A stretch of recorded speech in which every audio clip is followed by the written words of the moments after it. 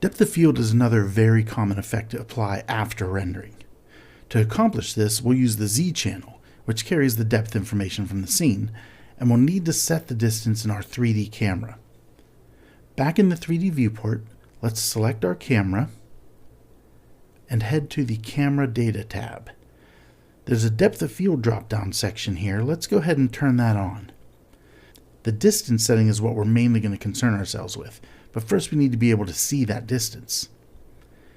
In the section directly above depth of field is viewport display. Twirl that open and click on limits. Now we can see a yellow crosshair coming off the camera that represents what will be in focus.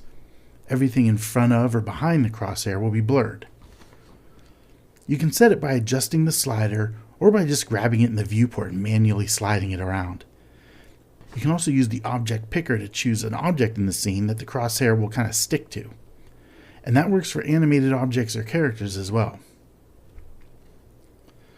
We'll take a look at the scene from above and set the distance to be right around the strings of the guitar, since that guitar is the main focal point of the image. And then let's quickly jump through our view layers and activate the Z render pass. First the guitar layer, then the other objects, and then backdrop, and we'll leave it off on the volume light and everything layers. Now before we render, one more small thing. Let's turn off that compositing checkbox in the post-processing menu. This way our updated render does not include all the work we've already done in compositing. It'll just render the 3D by itself. Then go ahead and hit render. Back in the compositor, first let's make a little room for a defocus node. We'll drop it in at the end of our image recombining. Shift A, filter, blur, defocus. Now we run into a little issue. In an earlier lesson, we removed all the render layer nodes and replaced them with image nodes, which is using a render that we saved. But we just went into 3D and made a change to our view layers, which means our image nodes did not update when we just rendered. We could bring in some new render layer nodes to work with, but I'd rather save this new image and keep using image nodes. I'm going to save this image with the same name but adding DOF to it, so I know it's got the depth information. And also, before I forget about it, in the post-processing menu, I'm going to turn compositing back on. And then I can start bringing in the new render. On the backdrop image node, I'll just click the X to remove the current image, and then open to load the new render. It kept the connections for us. Excellent. And there's our depth socket, so we should be good to go. Let's do that for the other objects image node as well. Again, nice to see that it keeps the connections. Now let's do the guitar node. This one has a lot of connections, and it'll be great if it keeps them. And yeah, great. Once we pick the guitar layer, everything's hooked back up.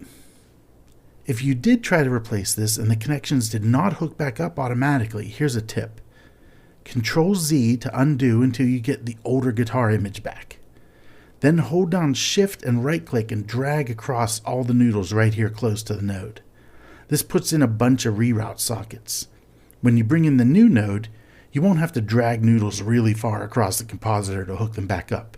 They'll all just be right here. Control Shift click a couple times on the guitar layer to view the depth pass. It doesn't look like much, but that's because it uses some very high values for depth that mostly read as white on our monitors. We can see it a little better if we bring those values into a range of 0 to 1, which, conveniently, there's a node for. Shift A, Utilities, Normalize. Drop this in line and you'll instantly see a sort of black and white misty version of the scene. It's black in the foreground and it gets white as it goes further away from the camera. Okay, so the Z pass is working, but the defocus node has one Z input and we have 3 render layer nodes we want to use. Don't worry, there's a node for that, the Z Combine node. Under the Color, Mix menu, at the bottom there is the Z Combine. Let's plug in the depth from the backdrop, then the depth from the other objects. Make sure you put them into the Z sockets, not the image sockets. Control-Shift-click twice to see the Z output. Then let's copy and paste the normalize from down here so we can see it better. And look at that, it's working. You can mute it to see the difference. Let's turn on the Use Alpha checkbox, since the layers that aren't the backdrop layer all have alpha channels. If you want to maximize the node view while you plug these in, hold down Control and hit the spacebar. Duplicate the Z combine and plug in the Z from the first Z combine, and then the depth from the guitar layer. Make sure that Z output is the one going into normalize, and there we go. A nice depth pass all put back together. Minimize these nodes by selecting each one and hitting H. Then select them all and hit Ctrl J to make a frame around them. Keeps things nice and tidy. And we can delete that normalize node. The normalize node is only for previewing. Let's move this group closer to the defocus node.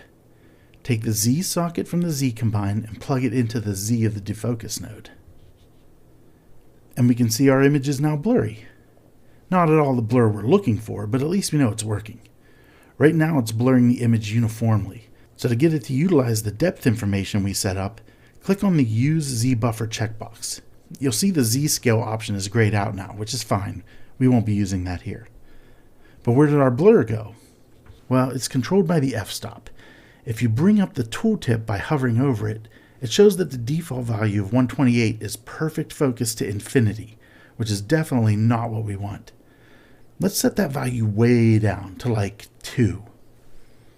That's giving us a little bit of defocus in the background, so we're getting closer. How about something like 0.5? Yeah, that looks nice. There's a few more options in this node as well. The preview button, normally I would say turn that off, but I believe that only matters when using the CPU for calculating. We're using the GPU, but we'll turn it off just for good measure. The max blur and threshold you normally don't have to worry too much about. The max blur sets a maximum blur radius, but I've never had to adjust it. Threshold, like the preview button, only matters when we're using the CPU for our performance, and it helps with some artifacting on edges between something that is really out of focus and something that's sharp. Nothing we need to worry about. The bokeh type is fun though. It's bokeh, by the way, not bokeh. So just to demonstrate this, let's turn the f-stop way down to something like 0.05. If we zoom in real close to our defocus, you can see it's circular. Let's change that to pentagonal, which is 5-sided. Nice, that looks cool. Something like hexagonal or heptagonal might be a little more realistic though. The angle changes the rotation of the bokeh, and the gamma correction really makes the bright bits pop. I'm going to leave that off for this scene though. It's a little too much on the guitar, but if it works for your scene, go for it. And that's the basics of adding depth of field in the compositor.